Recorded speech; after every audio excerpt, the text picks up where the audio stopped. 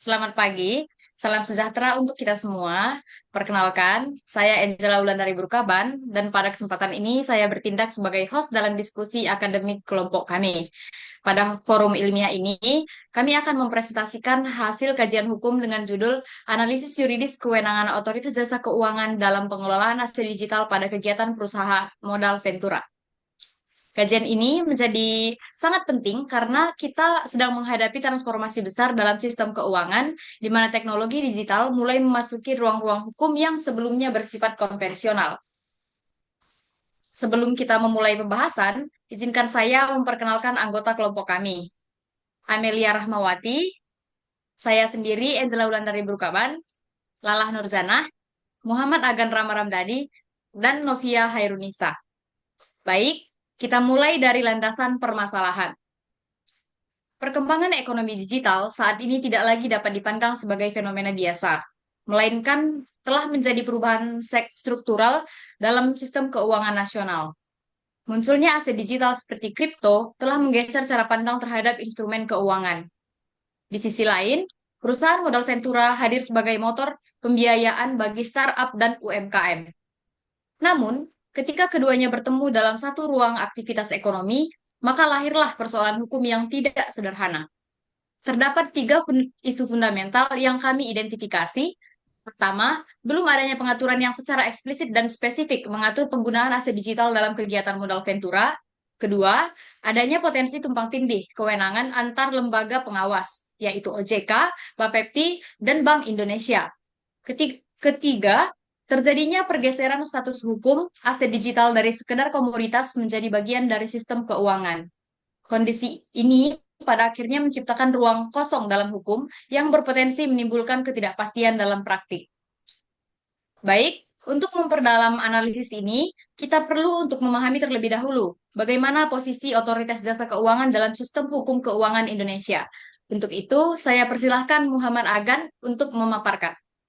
Terima kasih. Otoritas Jasa Keuangan merupakan lembaga independen yang dibentuk untuk menyelenggarakan sistem pengaturan dan pengawasan sektor jasa keuangan secara terintegrasi. Dasar hukum terdapat dalam Undang-Undang Nomor 21 Tahun 2011 yang kemudian diperkuat secara signifikan melalui Undang-Undang Nomor 4 Tahun 2023 tentang pengembangan dan penguatan sektor keuangan. OJK memiliki tiga fungsi utama yang saling berkaitan. Pertama, fungsi pengaturan melalui pembentukan peraturan OJK. Kedua, fungsi pengawasan yang dilakukan secara off-site maupun on-site. Ketiga, fungsi penegasan hukum administratif terhadap pelanggaran di sektor jasa keuangan. Dengan demikian, OJK tidak hanya berperan sebagai regulator, tetapi juga sebagai penjaga stabilitas dan integritas sistem keuangan nasional. Seperti itu, Angel. Baik, terima kasih Agan. Selanjutnya kita masuk pada objek utama dalam kajian ini, yaitu perusahaan modal ventura. Untuk itu saya persilahkan Lala untuk memaparkan. Baik, Angel. Perusahaan modal ventura merupakan lembaga pembiayaan yang memberikan penyertaan modal kepada perusahaan yang memiliki potensi pertumbuhan tinggi, khususnya startup dan UMKM. Berbeda dengan pembiayaan konvensional, modal ventura memiliki karakteristik risiko tinggi, namun dengan potensi keuntungan yang juga tinggi. Selain itu, pembiayaan ini tidak selalu mensyaratkan jaminan, karena fokus utamanya adalah pada prospek bisnis dan potensi pertumbuhan perusahaan. Yang paling penting, hubungan antara modal ventura dan perusahaan pasangan usaha bukan sekedar hubungan finansial saja, tetapi juga hubungan kemitraan strategis yang mencakup pendampingan manajemen dan arah bisnis. Angel.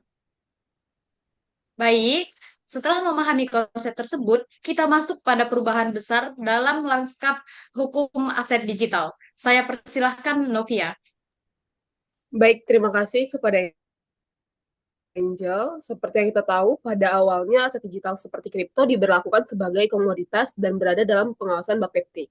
Namun setelah lahirnya Undang-Undang Nomor 4 Tahun 2023, terjadi pergeseran secara dasar dalam regulasi hukum aset kripto di Indonesia. Pengawasan aset digital kini dialihfungsikan kepada Otoritas Jasa Keuangan yang menandakan perubahan paradigma yang sangat penting. Maka dari itu, dari yang sebelumnya berbasis perdagangan komoditas, kini bergeser menjadi bagian dari sistem keuangan yang diawasi dengan pendekatan kehati-hatian dan juga perlindungan konsumen berdasarkan peraturan yang ada di Otoritas Jasa Keuangan. Namun demikian, perubahan ini belum sepenuhnya diikuti dengan regulasi teknis yang rinci, khususnya dalam konteks penggunaan aset digital pada perusahaan modal ventura. Seperti itu, Angel. Baik, terima kasih Novia atas penjelasannya. Sekarang kita masuk pada inti analisis hukum dalam penelitian ini, yaitu bagaimana batas kewenangan OJK dalam konteks aset digital. Untuk itu, saya persilahkan Amelia Rahmawati. Baik, terima kasih Angela.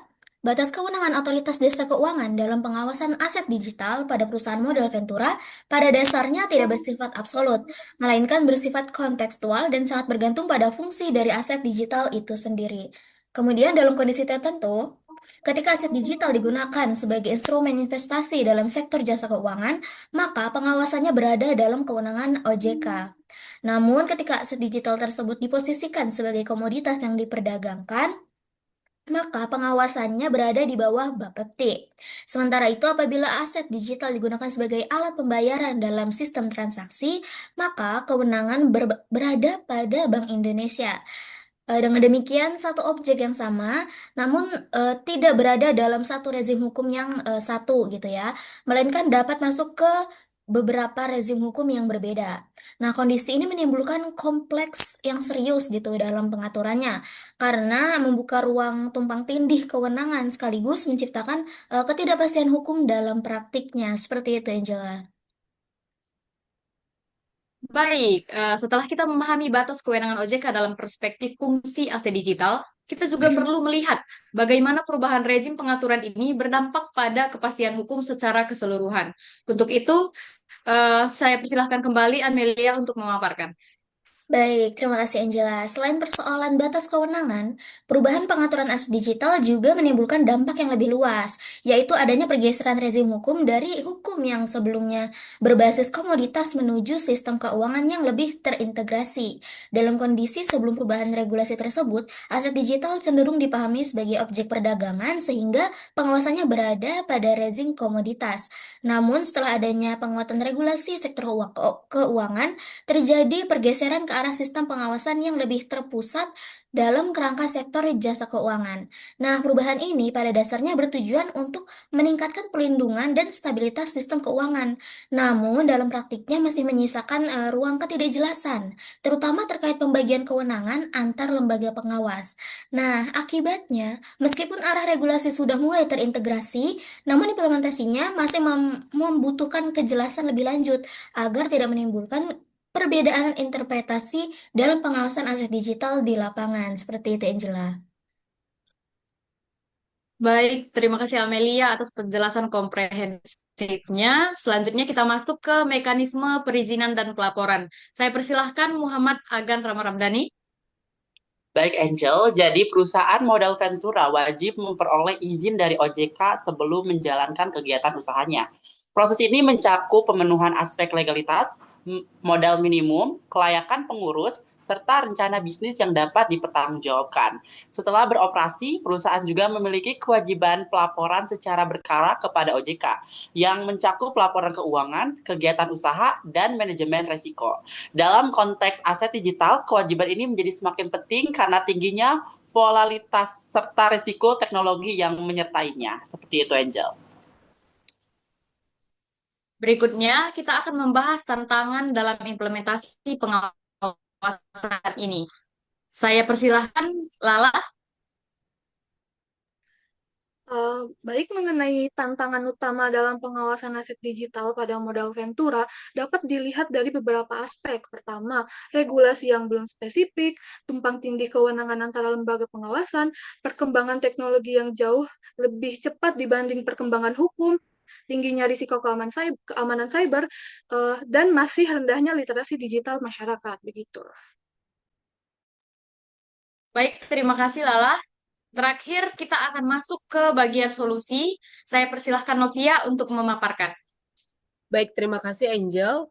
Seperti yang kita tahu, solusi yang dapat ditawarkan itu yang pertama adalah harmonisasi regulasi antar lembaga pengawas, yaitu seperti OJK, Bank Indonesia dan juga Bapepti itu sendiri, karena agar tidak terjadi tumpang tindih kewenangan ataupun regulasi. Selain itu, Angela, kita perlu adanya penguatan regulasi melalui pembaruan POJK yang secara khusus mengatur aset digital dalam kegiatan modal ventura. Karena pemanfaatan teknologi pengawasan seperti subtech dan juga regtech menjadi langkah penting untuk meningkatkan efektivitas dari pengawasan itu sendiri. Nah, tidak kalah penting juga adalah standarisasi kontrak digital untuk memberikan kepastian hukum dalam praktik transaksi baik di OJK, Bank Indonesia maupun di Bapepti itu sendiri. Seperti itu, Angela. Baik, terima kasih Novia. Sebagai penutup, dapat disimpulkan bahwa kewenangan otoritas jasa keuangan dalam pengawasan aset digital pada perusahaan modal ventura bersifat konstekstual dan masih memerlukan penguatan dalam aspek regulasi teknis. Oleh karena itu, harmonisasi, regulasi, penguatan kebijakan, serta koordinasi antar lembaga menjadi hal yang sangat penting untuk menciptakan sistem keuangan digital yang tidak hanya inovatif, tetapi juga memiliki kepastian hukum dan perlindungan bagi seluruh pihak. Terima kasih atas perhatian semua pihak. Wassalamualaikum warahmatullahi wabarakatuh.